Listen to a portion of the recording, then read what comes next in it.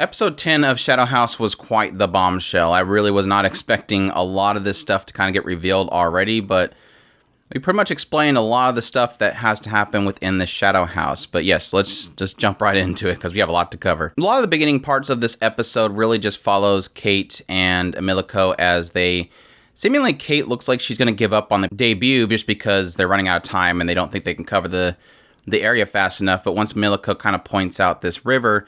And Edward over here is pretty much, claiming success already. He's just closing the gate and everything. They come up with a plan to essentially jump inside of the carriage, go down the river, and have Kate use her soot powers to push them along, creating kind of like a motorboat going all the way down the river. But yeah, that was absolutely fantastic. The moment that she jumps over the gate and has the big wings, it was like, whew, that was really cool. I was super excited about that. But yeah, so they win. They go inside of the kind of celebration room where all the Shadow, well, not all of them, but a lot of the Shadow family members are there, and they're all celebrating their victory. We get a quick glimpse of Rum and Shirley, and it looks like finally Shirley is speaking, and she just calls Rum's name, and Rum's like, do you like my name? I'm sorry I gave my own self a name, but she like nods, like, yeah, she likes the name, and it's like the moment where you're like, oh yeah, they're finally communicating. But time's up, and what it looks like happens, even though, again, Edward thinks that everything's kind of wrapped up, suddenly all the peanut gallery up there at the third floor start clapping, and sure enough, we get a shot of Shirley, and she just dissipates. She just disappears, and Rum is left behind, and wow. I was like, ooh, I don't think Chris is going to be liking this anymore, because I'm getting emotional, and I know that he's not going to like the situation, but he's too far into it. He can't turn back now. But yeah, it was that was hard. That was very hard to watch. But they later on insinuate the fact that they have given Rum this this coffee that the grandfather makes, and that will wipe her memory, and then she will become an unveiled, or what do they call it, unveiled? Yeah, veiled doll. So I kind of figured when they showed the veiled dolls initially, that was going to be an indication that one of them was going to end up being that. I just didn't think it would be this soon. I'm not ready for it. But yeah, that was depressing. But yeah, we jump to the ball, and everybody's happy, and they start drinking this coffee. And apparently this coffee, again, is grandfather's coffee, and allows them to kind of manipulate the living dolls. And sure enough, all the living dolls drink this, so they're all kind of messed up. They all have this kind of hazy eyes, and they're all super excited to see grandfather. But yeah, that's when we get kind of a huge reveal situation in grandfather's room. It seems like grandfather's room, where Edward comes in, and they kind of just lay out everything.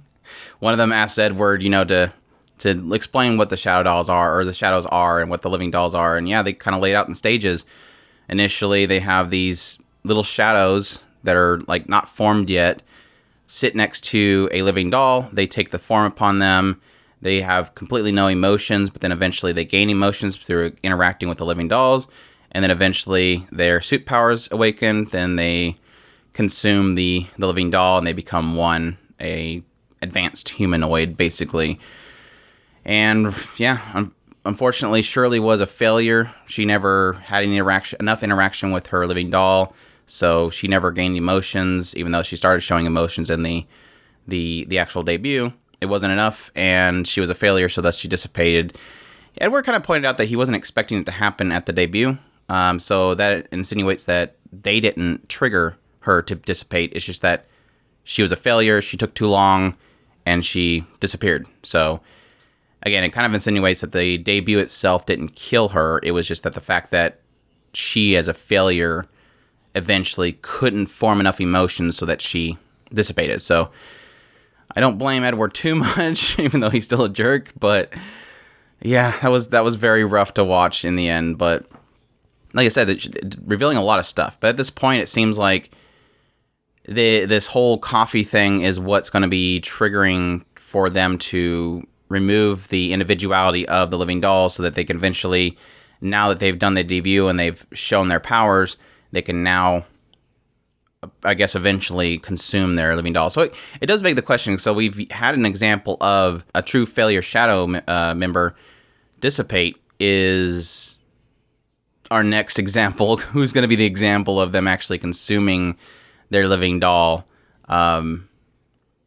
I don't know. That's hard to really kind of pinpoint. I if anything, I want to say Lou. I think John and Sean are pretty awesome. Ricky and Patrick have kind of changed. Maybe Ricky. I mean, that's the only one I can think of. But I can see Lewis not. Well, I can see Lewis being so obsessed with her living doll that she'd want to consume it. So that makes sense. But I think after what happened with Shirley, I know that this writer is willing to kind of break hearts. It does beg the question though, so they've deemed Rum a failure, and so she's going to become a veiled doll.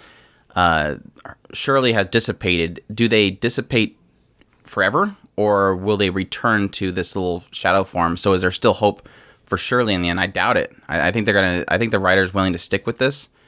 Like I said, not really making anybody's fault particularly, but her own. But yeah, that was really rough. It was interesting when they first announced that they were now officially faces and they passed the debut. Barbie's shadow, I don't remember what her name is. She shows up and she kind of gives the rules. Like as a face, you're not allowed to talk to the others. When you have the portrait on, which I'm guessing is the outfit, and that Kate wasn't allowed to tell the other shadow members her power. That's kept for Starbearers and others that have awakened.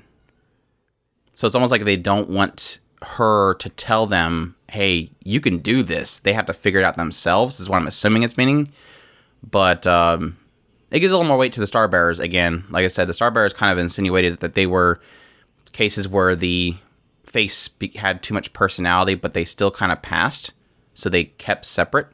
But it looks like they're going to keep Edward around because even though they have passed and they're going to go to the children's wing, which I'm guessing is where it's kind of like I'm assuming they're going to have like a school arc where they're all together, living together and shenanigans happening. Edward apparently is going to be the principal or something running around telling them what to do. But he's going to be sticking around, so we're going to have more Edward. I'm not sure if I'm happy with that, but I guess they've kind of established him as a bad guy. He's got his own self-interest, and he's trying to get up to that third floor where these Shadow family members are hanging out with Grandfather, and he doesn't like them. He thinks that he's got terrible people around him. So, but a lot of this does kind of feed into my theory. I had a theory that the living dolls were going to be humans that they actually brought in, fed them something, which now we know is probably the coffee. So they bring in humans on this train. They, feed them this coffee. It wipes their memories, so it makes them think that they're just a blank slate. And then he's basically producing this shadow, and the shadow is essentially mimicking the human and then basically consuming the human so they can eventually convert what normally humans that they kind of brought in into these powerful shadow users that he can then control. So my theory is still going that this idea that there's no real Shadow family members, it's just these shadows that the Grandfather's creating, and then he's just kind of letting them create their own personalities and mimicking the humans and then consuming them. So I really don't think the living dolls are in any way, shape, or form are dolls. They're just humans. So, and this, like I said, confirmed pretty much all of that. So I'm happy that at least one of my theories completely came true. But yeah, very, very interesting. And like I said, I'm very surprised how much they revealed at this point. But the whole children wing kind of has me a little bit concerned. I didn't expect really the whole story to be finished with this particular anime adaptation. I hope that they would eventually get another sequel adaptation, but it does look like they're just going to go into this children wing, and then that's going to be the focus for a while until we get any further in the story. But it's still cool. I did enjoy what we had so far, and we still have technically 3 episodes to work with, so we can at least get kind of settled in there and possibly some other reveals. But that's my thoughts so far. That's episode 10 of Shadow House. I hope you guys enjoyed my impressions. If you did, leave a like down below, comment, subscribe if you haven't already, and y'all take care.